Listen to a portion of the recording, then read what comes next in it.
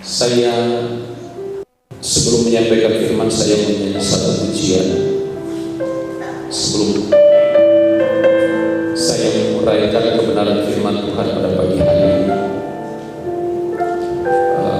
Pujian ini bukan pujian yang baru, suatu pujian yang lama, tapi cukup menjadi berkat bagi saya secara pribadi dan juga kiranya menjadi berkat bagi kita semua.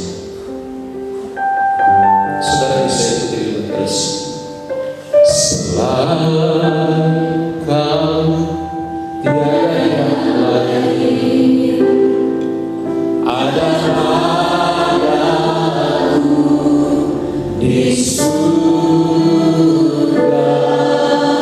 Selain Kau tiada yang lain yang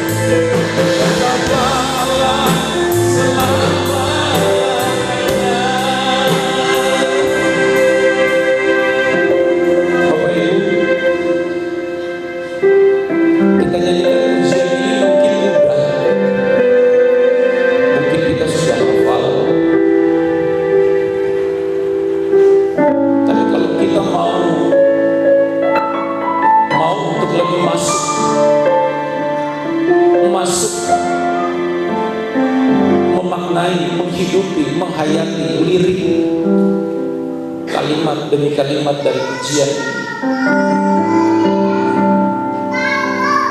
Sesungguhnya cukup berat. Karena kalau kita mau berkata selain Tuhan yang ada dalam hidup kita, mungkin mudah, tapi coba kita cek prinsip hidup kita hari ini. Apakah sungguh benar-benar Tuhan yang menguasai setiap hidup kita? Sekalipun daging kita hancur, hati kita disakiti orang, apakah kita tetap bisa berkata bahwa Tuhan, Engkau gunung batu, Engkau Allah yang selama dalam hidupku? Bapak Ibu, hari-hari ini saya mau katakan bahwa tidak ada yang lain yang harus kita akui dalam hidup kita selain Tuhan. Dan kalau kita hidup hari ini, kita hidup karena Tuhan. Dan kalaupun pada waktunya Tuhan panggil kita siap karena kita ada di dalam Tuhan. Sekalipun dagingku dan hatiku habis lenyap, gunung batu dan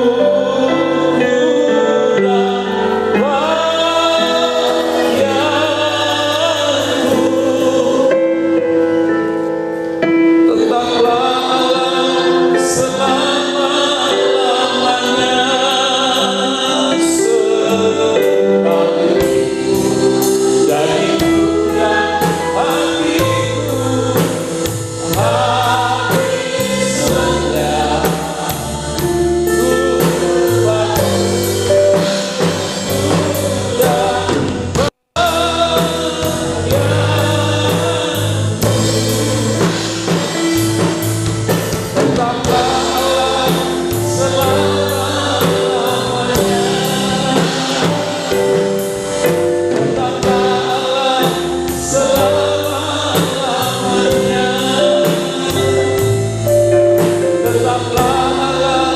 selama-lamanya.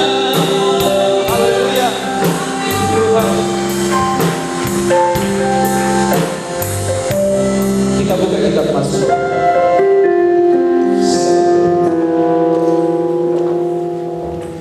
Mazmur pasal 73. Perikop atau judul tema khotbah kita hari ini, bekal perjalanan kekal. Mazmur 73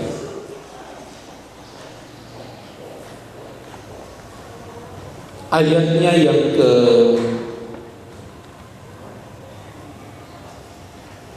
25 dan 26. Mazmur 73 ayat 25 dan ayat 26 kita baca sama-sama dalam hitungan yang ketiga, 2, 3. Siapa gerangan yang ada padaku di surga selain Engkau?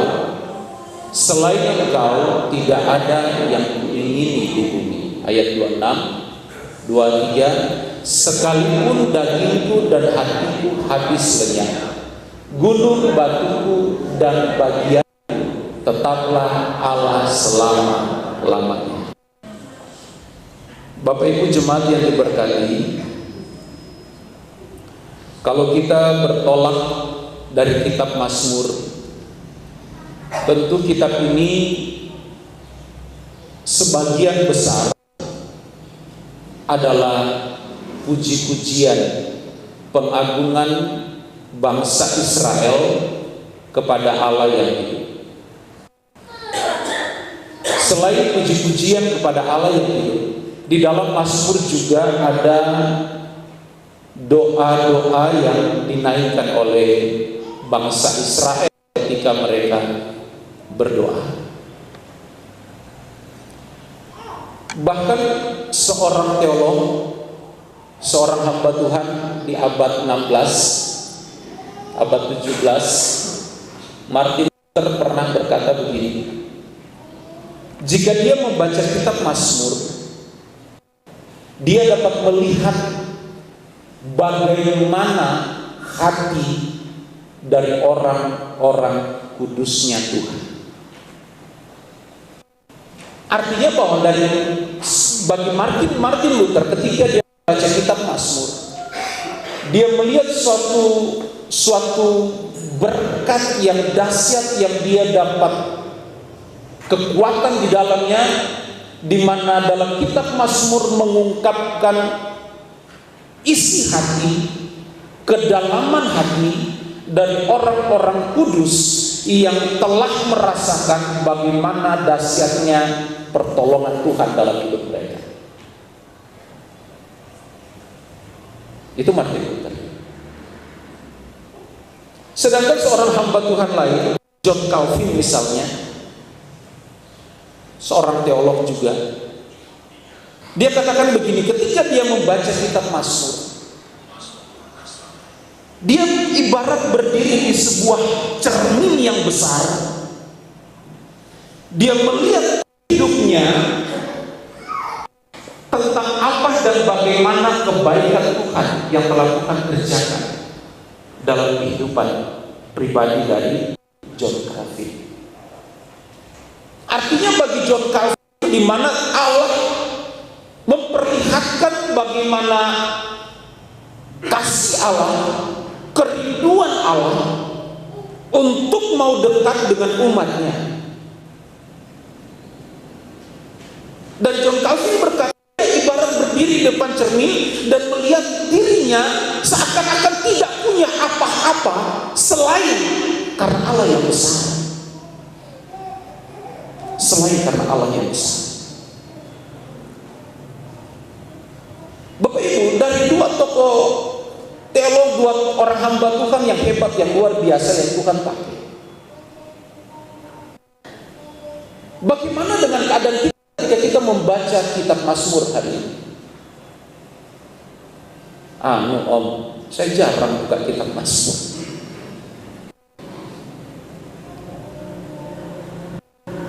Tapi mari kita belajar hari ini bertolak dari kitab Mazmur. Karena kalau kita bicara kitab Mazmur, tadi saya katakan sebagian besar adalah puji-pujian kepada Allah dan doa kepada Allah.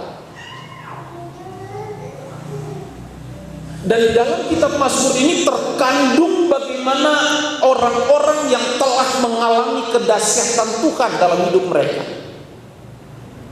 Orang-orang yang menulis kitab Mazmur bukannya mereka yang tidak pernah masuk dalam persoalan secara manusia.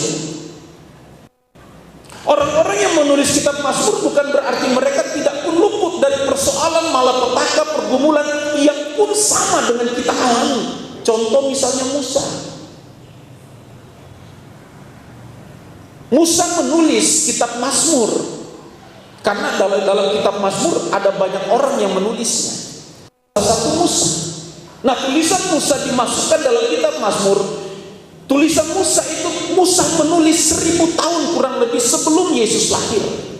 Nah, Musa banyak kali pun mengalami persoalan, masalah, bahkan dia sempat lari dari Firaun karena mau dibunuh, karena sebelumnya Musa membunuh orang Mesir. Musa harus masuk ke padang gurun. Pada usia yang ke-80 Musa balik lagi untuk menyelamatkan bangsa Israel. Musa kurang lebih sama dengan kita, banyak pergumulan yang dia alami. Nah, kalau kita masuk lagi, seorang Tuhan, seorang Israel yang menulis hampir sebagian besar kitab Mazmur, Daud misalnya. Siapa yang nggak tahu sepak terjang perjalanan Daud? Semua Allah buka di dalam kitab Mazmur. Daud pun banyak mengalami tantangan dalam kehidupan pribadi, bahkan dalam kehidupan dia sebagai seorang raja. Dikejar-kejar omnya Saul, mau dibunuh. Sempat juga jatuh dengan Bathsheba.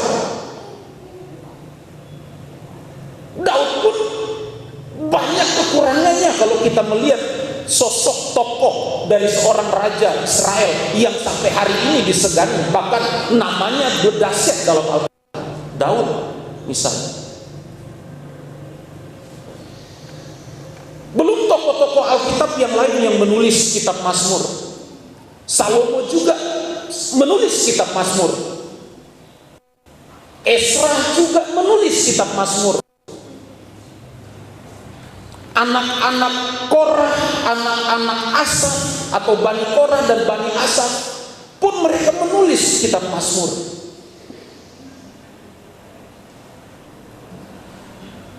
Semua mereka yang menulis kitab Mazmur tidak dari pergumulan dan persoalan, sama seperti kita.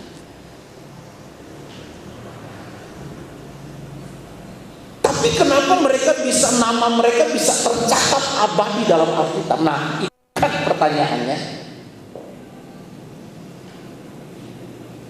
Daud, Musa, Salomo, Esra, anak-anak Korah, anak-anak Asaf, mereka tidak lebih kurang juga dari kita. Sama persis, jatuh bangun juga mereka dalam menjalani kehidupan. Tapi jika nama mereka tercatat abadi, saya bisa katakan abadi, karena sampai kapan Alkitab, firman Allah tidak pernah lekang oleh waktu dan tidak akan pernah berkesudahan. Dan salah satu buku yang paling banyak mau dimusnahkan adalah Alkitab, tapi hari ini tetap eksis di hadapan kita. Kenapa? Karena kuasa Allah yang berotoritas atas Alkitab. Bukan bukunya, tapi kuasanya yang terkandung dalam setiap perkataan firman yang ada dalam Alkitab. Itu yang membuat Alkitab bisa ada sampai hari ini. Sejak dari zaman gereja mula-mula sampai detik hari ini, buku yang banyak dicari untuk dimusnahkan ada Alkitab. Tapi nggak bisa, karena kuasa Tuhan ada di dalam. Nah, Bapak Ibu jemaat yang diberkati Tuhan, kita masuk kepada Mazmur pasal 73. Yang menulis kitab ini, Mazmur 73 ini adalah anak-anak Korah, anak-anak Asaf, Bani Asaf. Nah, Bani Asaf atau anak-anak Korah ini adalah bagian dari paduan suara bait suci yang dipercaya untuk melayani sebagai paduan suara. Dan ternyata kalau saya coba menyelidiki siapa anak Asaf atau Bani Asaf ini, ternyata nggak main-main, Bapak Ibu. Mereka dipilih sebagai kelompok paduan suara. Itu bukan seperti kita saat ini, bukan hanya sekedar suaranya bagus untuk ditampilkan, tapi lebih daripada itu, mereka ternyata adalah hamba-hamba Allah atau nabi-nabi Allah, dan di mana mereka sanggup menulis Mazmur, mengubah Mazmur karena kuasa Allah bekerja dalam kehidupan. Jadi kelompok Bani Asaf atau anak-anak Asaf adalah kelompok nabi yang juga masuk dalam melayani kemah sembahyang dalam bidang paduan suara.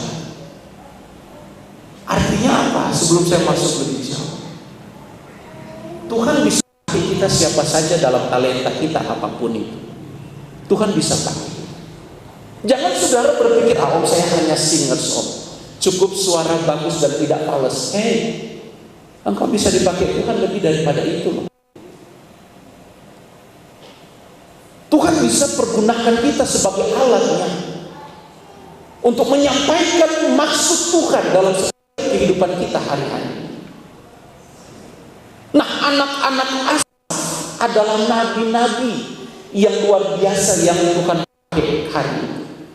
Dan mereka sanggup bernubuat, sanggup melihat bagaimana cara kerja Tuhan, dan mereka tuangkan dalam lirik-lirik lagu yang dinyanyikan di bait suci ketika itu. Ini dahsyat, luar biasa. Salah satu bagian dari apa yang ditulis oleh anak-anak Asaf adalah Mazmur 73 yang kita tadi nyanyikan dan kita bacakan ayatnya.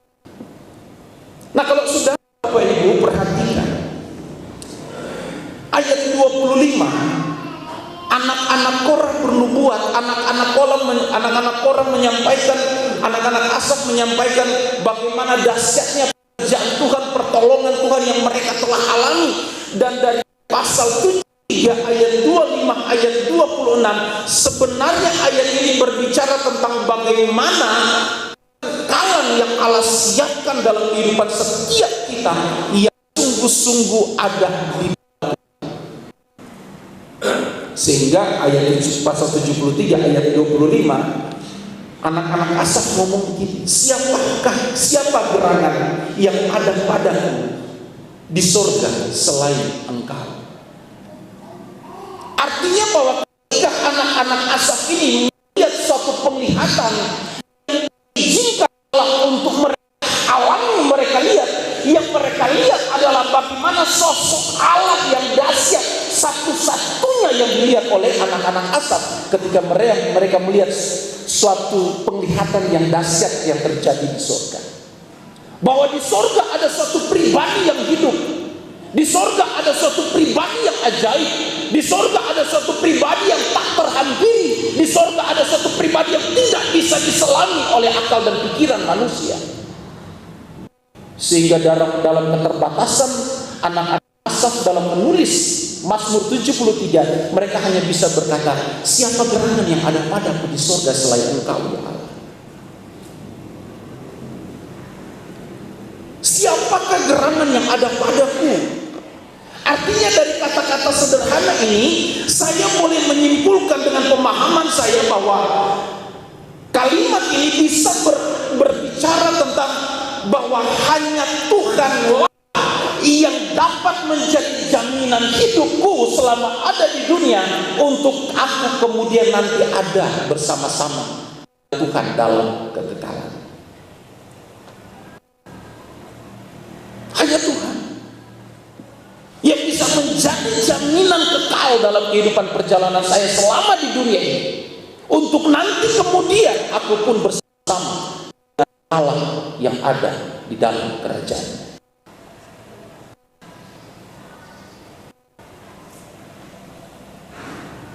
Bapak Ibu, jika kita mempersoalkan perjalanan hidup kita, hari ini kita ada di penghujung tahun 2021. 2 tahun kurang lebih kita cukup bergumul dengan pandemi yang ada di sekitar kita, bahkan sampai sampai detik hari ini.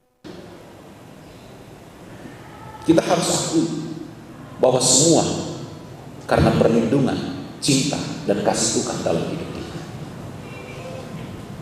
Dan akan panjang ke depan, 365 hari ke depan di tahun 2022. Kita nggak tahu apa yang akan terjadi. Dan itu pun kalau kita sanggup mengakhiri tahun depan. Tapi jika hari ini kita berkata seperti apa yang dikatakan oleh anak-anak Asaf, tidak ada yang lain kok, selain Tuhan yang ada dalam hidupku, yang ada di sana. Yang paling utama dalam segenap hidup kita, maka saya mau katakan apapun yang terjadi di sekitar kita, kita hanya bisa berkata, aku punya Tuhan yang hidup, aku punya Tuhan yang ajaib, aku punya Tuhan yang hebat, aku punya Tuhan yang besar. Siapakah yang melawan aku jika Allah di pihak kita? Maka dari itu saya mau katakan hari ini, apa bekal perjalanan hidupmu? Ketika pada saatnya nanti kita akan berjalan dalam kekekalan, nah kita harus persiapkan itu dari hari ini. Jangan tunggu nanti kemudian mulai katakan, Tuhan pakai hidupku, kenapa enggak dari sekarang?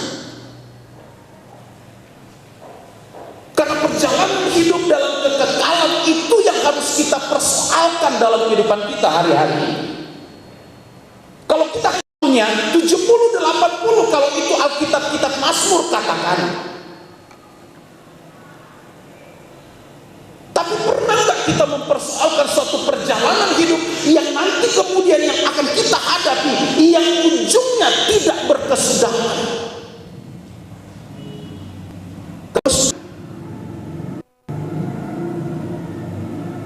Nah, untuk melalui perjalanan panjang dalam kekekalan itu,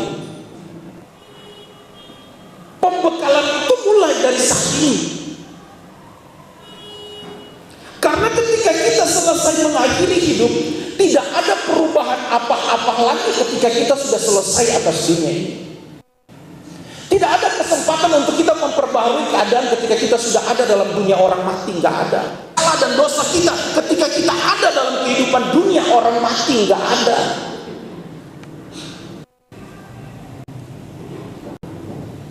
kalau seandainya setelah hidup di dunia ini, karena kita pikir nanti setelah di sana, tidak ada pemahaman kebenaran tentang itu dalam kebenaran firman Tuhan. Contoh jelas dan konkret bagaimana orang kaya yang mati dan Lazarus yang miskin pun mati. Perubahan dalam gambaran kedua orang ini ketika mereka ada di Hades tidak ada. Baik si orang kaya ini yang berbaju ungu, dia ada di tempat yang digambarkan Alkitab tidak nyaman. Alkitab. Orang kaya ini setengah mati minta kepada Abraham supaya salah satu yang ada di tempat Abraham menyampaikan kepada keluarga orang kaya ini supaya mereka hidup bertobat dan hidup sesuai dengan kehendak Tuhan. Tapi apa Alkitab catat? Nggak bisa. Kalau saya bisa terjadi perubahan, Alkitab ini cerdas, Alkitab ini terbuka, Alkitab ini terjadi ketika menjelang kedatangan Tuhan, dan apa yang terjadi sebelum kita ada hari ini. Alkitab nggak pernah menutup-nutupi.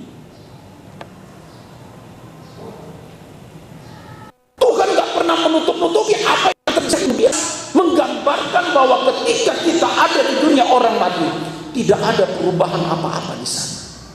Sebagaimana kita mengakhiri hidup di dunia ini, ketika kita hidup jauh tak ada di Hades atau di dunia orang mati sebelum penghakiman.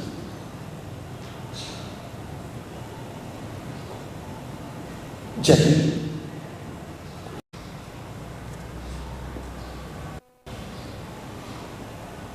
kita banyak kesibukan hari-hari, dan memang kita harus bekerja keras. Kita dalam tanggung jawab kita, apa yang menjadi tanggung jawab kita sebagai manusia, kita harus kerjakan itu secara maksimal, karena itu juga untuk menyenangkan hati Tuhan. Tapi jangan lupa suatu perkara, bahwa terkadang kita abai dengan hal-hal seperti ini. Kita gak serius mempermasalahkan perjalanan kekekalan saudara dan saya, dan itu mulai dari sini. Dan kalau Alkitab katakan Mazmur 73 ayat 25, siapa yang ada pada dia di sini, bahwa ada satu pesan bahwa Allah itu ada di surga, benar-benar ada di surga. Dan terlalu banyak bukti Alkitab mencatat bahwa di surga itu ada bukan yang hukuman mati, dirajam. Apa yang Stefanus? Dia melihat anak Allah Yesus Kristus itu ada kelihatan bahwa benar di surga itu ada Allah Bapa, itu ada Yesus Kristus itu ada.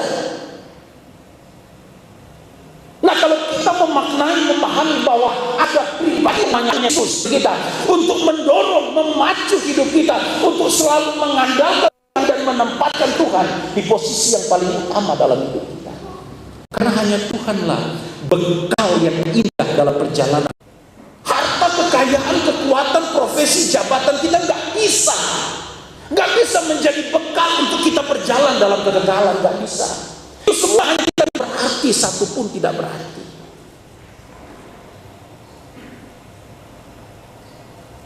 Saya pun nanti akan tinggalkan profesi saya sebagai gembala. Saya tinggalkan itu semua. Yesus hidup nggak di dalam hidupku sebagai bekal kekal untuk kita berjalan dalam kekekalan. Karena hanya Yesus yang sanggup menjamin. Yesus sendiri memproklamirkan perkataannya. Dia katakan, akulah jalan dan kebenaran dan hidup. Nah, inilah bekal kekal yang perlu ada dalam kehidupan kita hari-hari. Luar Yesus kita nggak bisa. Kita nggak bisa berjalan dengan siapapun backing kekuatan dunia yang ada di sekitar hidup kita, nggak bisa. Hanya Yesus sanggup. Nggak ada kekuatan apapun yang sanggup menjadi bekal untuk kita berjalan dalam kekekalan selain Kristus Yesus Tuhan kita. Nah, itu sebabnya anak-anak asal yang kuingini di bumi. Nah, kalau kita masih banyak keinginan kita di bumi, masih ingin, masih keinginan, nggak salah, tidak salah. Tapi apakah keinginan itu memuliakan nama Tuhan? Nah, itu persoalannya. Ini harus menjadi harga mati dalam kekristenan kita. Kalau saya hidup hari ini, saya sehat, saya kuat, saya bekerja, saya melakukan segala sesuatu, saya melayani Tuhan, semua untuk menyenangkan Tuhan. Kalau hari aku sehat, saya untuk menyenangkan hati Tuhan. Kalau aku menjadi seorang istri, aku menjadi seorang istri yang takut akan Tuhan dan menyenangkan hati Tuhan. Mestinya ini yang harus saya sangka. Tidak ada yang kuingini. Maka dari itu tadi saya katakan, kita mungkin mudah menyanyikan pujian dan lagu, tetapi kalau kita mau resapi, maknai, masuk, berat. Maka kadang kalau saya udah nyanyi lagu ini, saya tadi Tuhan, saya mampu, minta ampun Tuhan, berjuang dengan maksimal untuk tidak ada apapun di bumi, tidak ada yang aku inginkan selain Tuhan yang ada dalam hidup dan bagi pelayanan di tempat ini. Cukup Yesus, cukup. Walaupun mungkin sebagian kita berkata, oh, tapi itu yang menjadi kekuatan. Saudara perhatikan kalimat berikut ayat 26. Sekalipun dagingku dan hatiku habis lama-lama. Gak mudah. Sekalipun dagingku dan hatiku habis lelah. Saya parkir mobil, tiba-tiba bunyi bah! Ada motor sama motor tabrakan, kena mobil lagi parkir. Spontan, tidak jadi apa-apa, penyok sedikit. Tapi sempat emosi juga. Itulah manusia.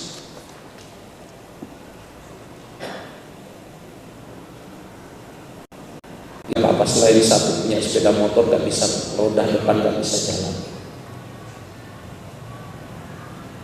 Saya bilang, gak usah cari siapa salah, siapa benar. Dua-dua kalian salah. Terus saya tanya, itu mobil salah? Mereka jawab, tidak bisa tanggung jawab. Ngomong. Saya masuk ke dalam kejemaat, ngobrol sekitar 5-10 menit, saya keluar. Bagaimana? Sudah ada solusinya kan? Iya, mobil saja selengkap. Dia mungkin 1 juta. Oh, oke, kamu punya 1 juta? Ya saya punya. Terus yang kamu punya nggak uang? Tidak punya. Mereka ngobrol.